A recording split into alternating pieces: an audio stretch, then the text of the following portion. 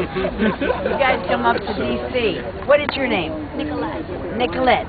Thank you. Monica. Monica. Layla. Kelsey. Carolina. Carolina. Danielle. Danielle. Madison. Family name? That's a beautiful name. Anna. Anna. Judy? One of my best friends. Leo. Leo? Marissa? Narissa. Isabel. Kyle?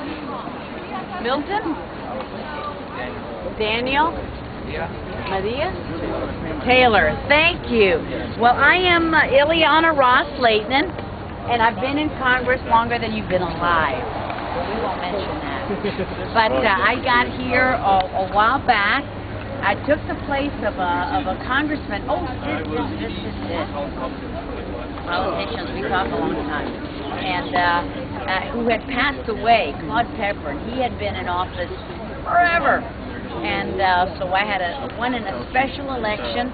There were many of us running at the time, I don't know, about 13 or so. And it was a tough primary and then a tough general, and it was whoever was left standing got the prize of being a member of Congress. But I love what I do because I get to do different things every day. I'm on the Foreign Affairs Committee, which is kind of tricky because people right now are very interested in domestic affairs. High unemployment, high foreclosures, people are losing their homes, people are looking for work, insurance rates are high, so it's all about domestic needs and the economy. So on the Foreign Affairs Committee, people are not that interested, except for maybe Iran and its pursuit of nuclear weapons. So,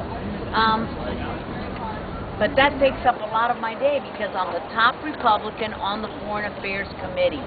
So today we met with, for example, it's an interesting job, but it's not what people are interested in. It's interesting to me.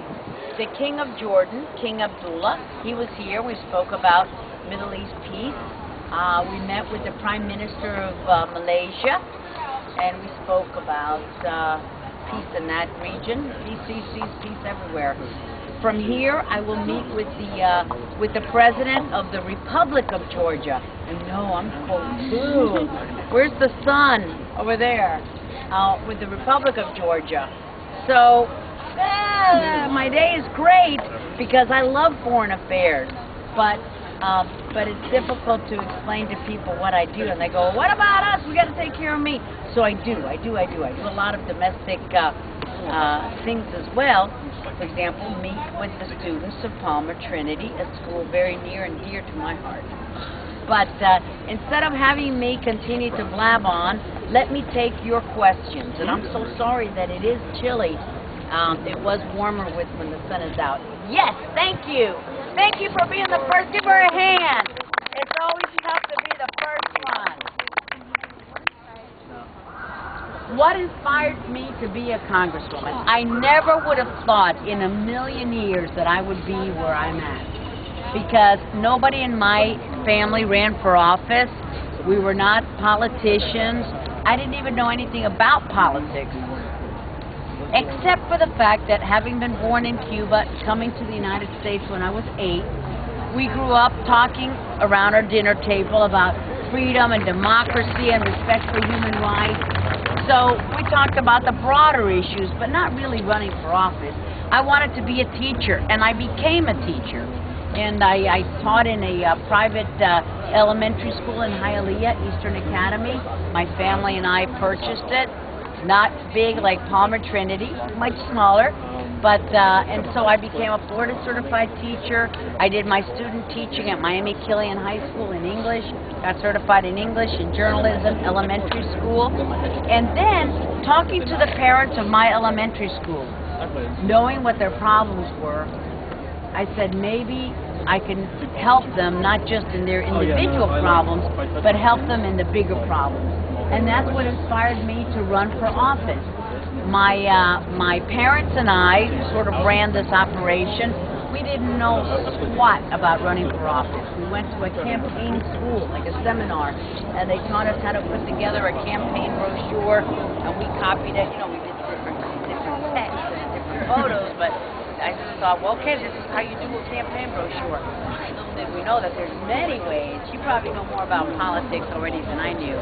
So anyway, so that's why I ran for the first time. But then being in the state legislature, I was in the state house and then in the state senate. What I didn't get a chance to do are international events, international affairs, like the fight for freedom and human rights in my native homeland of Cuba. So I was inspired by human rights and advancing freedom to come to Congress. So what inspired me to run for office was hearing the problems of the parents of my school, the school that I operated in Ileana, a working class neighborhood. And what inspired me to run for Congress is the international aspect of it. So long answer, but I was not in student government when I was in school. I'm not saying that's a good thing to not do. I'm saying you should be in student government. But I was never involved in student government, and I went to Miami-Dade Community College, graduated from FIU, have a bachelor's and master's, and then have a doctorate in education from UM. Go Canes! So, long answer.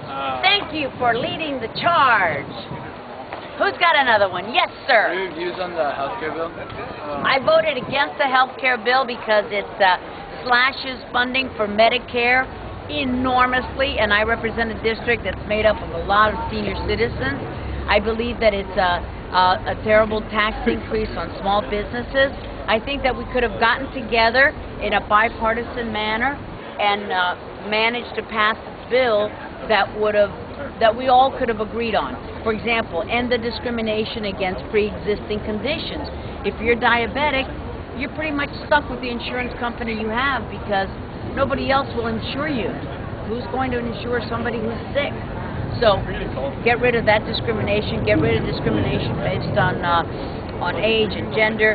We could have allowed small businesses to pool together to form health plans, thereby expanding the amount of folks in the pool, bringing down the cost of health care. So for many reasons I voted no. I hope that we can fix it. I think we could have gotten together and passed a much better, stronger bill than the one that we passed. Good questions. Give them a hand. Yes. You've got a question, Anna? I was wondering, how do you think that the United States could fix the large debt number? Wonderful question. Wow. These guys are with it. Are you their teachers? Debt deficit, it is crushing. It is unbelievable. It is a debt that we are passing off to you. Now in Florida, in the state legislature, where I worked for 7 years, we could not pass a budget of deficit and debt. We had to pass, by the Constitution, a balanced budget. But here, we keep passing bills that are in the millions, billions, in the trillions now. Now we're counting bills by trillions, and we're passing off a huge debt to you. Every newborn baby, as soon as that person is born, it's a debt of about almost $40,000 in debt that we're passing off to you. So we've got to stop this runaway spending. We've got to stop passing bills that are not fully paid for. We've just got to stop. How do you lose weight? Stop eating these huge portions of food. We've got to get on an exercise diet of a fiscal diet. We've got to stop gorging on money that isn't there. And I'm sorry for your generation because we're passing it off to you. We're just saying, okay, let's keep calling everything a jobs bill or a health bill and pass anything, and then your opponent says, you know, you voted against the health bill, you voted against the jobs bill. So they're calling anything all these feel-good things just so that they can pass them. So we're hoping that this will change because we can't just keep passing this debt on and this runaway spending and this deficit to all of you. Thank you. Most excellent question. Who's got another? They're about to call the second vote in the Okay, series. okay. If we want to do Hey, you individual want to take photos. individual photos? You don't have to, but if you want to, I'm going to stand over here.